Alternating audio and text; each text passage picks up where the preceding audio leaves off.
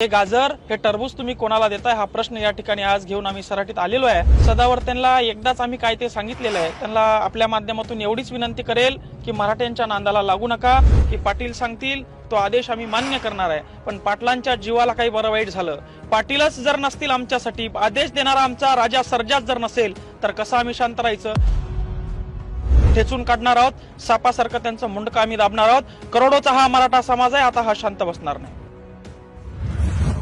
सरकारने मराठा समाजाला स्वतंत्र 10% आरक्षण दिल्यानंतर मनोज जरांगे पाटील हे सगळे सोयरीच्या भूमिकेवरती ठाम आहेत। त्यांनी या संदर्भात अंतरावली सराटीमध्ये मराठा समाजाची महत्त्वाची बैठक बोलवलेली आहे।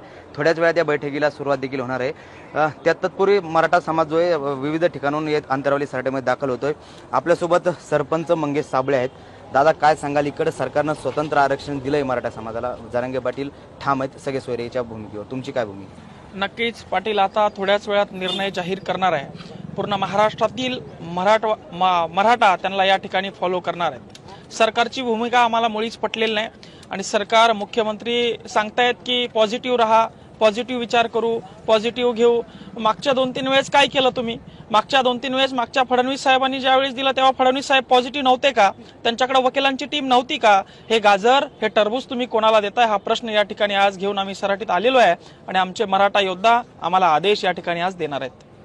दादा, इकडे दुसरी बाजू जर बघितली, सरकारनं वेगळं आरक्षण दिल्यानंतर जे वकील आहे ॲडव्होकेट गुणरत्न सदावर्ते हे आव्हान देणार ते याचे, मला असं वाटतं की मराठ्यांना भुरळ पाडण्यासाठी सरकारनेच गुणरत्न सदावर्तेंना बाईट द्यायला लावली असावी की बाबा तू आता बोल, म्हणजे आम्ही दिलंय आणि तू ते कॅन्सल करणार आहे, मग आम्ही ते कॅन्सल होऊ देणार नाही। आम्ही मारल्यासारखं करतो, तू रडल्यासारखं कर, मराठ्यांना पुन्हा एकदा आपण या वेळाख्यात अडकू, असा काहीतरी प्लॅन हा मला दिसायला लागलाय। तुमचा काय आक्षेप नाही का सदावर्तेंच्या भूमिकेवर? सदावर्तेंना एकदाच आम्ही काय ते सांगितलेलं आहे, त्यांना आपल्या माध्यमातून एवढीच विनंती करेल की मराठ्यांच्या नांदाला लागू नका। आमच्या गोरगरीब जनतेच्या भविष्याचा प्रश्न आहे।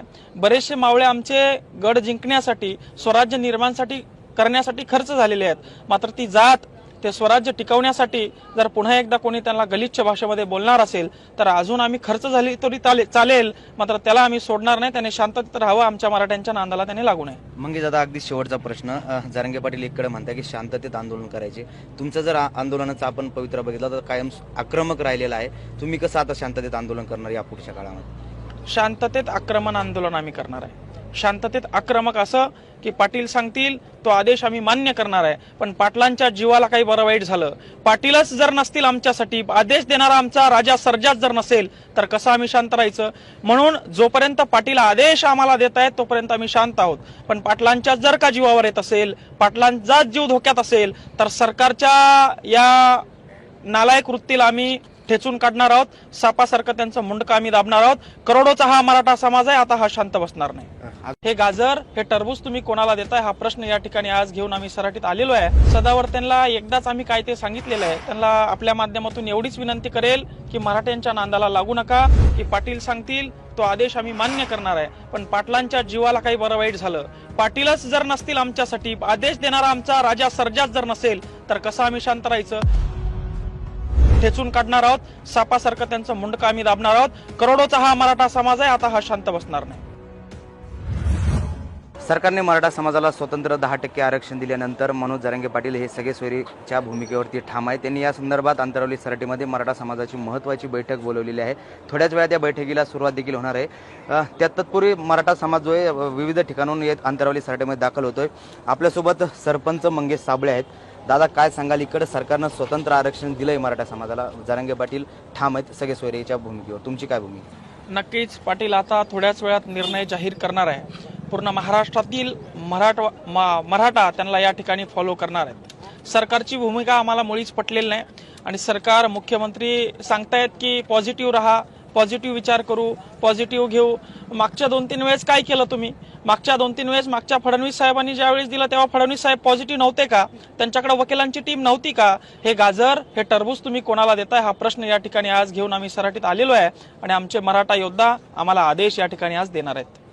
दादा, इकडे दुसरी बाजू जर बघितली, सरकारनं वेगळं आरक्षण दिल्यानंतर जे वकील आहे ॲडव्होकेट गुणरत्न सदावर्ते हे आव्हान देणार ते याचे, मला असं वाटतं की मराठ्यांना भुरळ पाडण्यासाठी सरकारनेच गुणरत्न सदावर्तेंना बाईट द्यायला लावली असावी की बाबा तू आता बोल, म्हणजे आम्ही दिलंय आणि तू ते कॅन्सल करणार आहे, मग आम्ही ते कॅन्सल होऊ देणार नाही.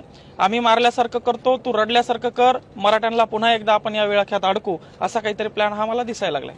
तुमचा काय आक्षेप नाही का सदावर्तींच्या भूमिकेवर? सदावर्तेंना एकदाच आम्ही काय ते सांगितलेलं आहे. त्यांना आपल्या माध्यमातून एवढीच विनंती करेल की मराठ्यांच्या नांदाला लागू नका. आमच्या गोरगरीब जनतेच्या भविष्याचा प्रश्न आहे. बरेचसे मावळे आमचे गड जिंकण्यासाठी, स्वराज्य निर्माणासाठी करण्यासाठी खर्च झालेले आहेत. मात्र ती जात, ते स्वराज्य टिकवण्यासाठी जर पुन्हा एकदा कोणी त्यांना गलिच्छ भाषेमध्ये बोलणार असेल तर अजून आम्ही खर्च झाली तरी चालेल, मात्र त्याला आम्ही सोडणार नाही. त्याने शांततेत राहावं, आमच्या मराठ्यांच्या नांदाला त्याने लागू नये. मंगेश दादा, अगदी शेवटचा प्रश्न. जरांगे पाटील एकीकडे म्हणतात की शांततेत आंदोलन करायचे. तुमचं जर आंदोलनाचा आपण पवित्रा बघितला तर कायम आक्रमक राहिलेला आहे. तुम्ही कसं आता शांततेत आंदोलन करणार या पुढच्या काळामध्ये? शांततेत आक्रमण आंदोलन आम्ही करणार आहे. शांततेत आक्रमक असं की पाटील सांगतील तो आदेश आम्ही मान्य करणार आहे. पण पाटलांच्या जीवाला काही बरं वाईट झालं, पाटीलच जर नसतील आमच्यासाठी, आदेश देणारा आमचा राजा सर्जाच जर नसेल तर कसं आम्ही शांत राहायचं? म्हणून जोपर्यंत पाटील आदेश आम्हाला देत आहेत तोपर्यंत आम्ही शांत आहोत. पण पाटलांच्या जर का जीवावर येत असेल, पाटलांचा जीव धोक्यात असेल तर सरकारच्या या नालायक वृत्तीला आम्ही ठेचून काढणार आहोत. सापासारखं त्यांचं मुंडकं आम्ही दाबणार आहोत. करोडोचा हा मराठा समाज आहे, आता हा शांत बसणार नाही.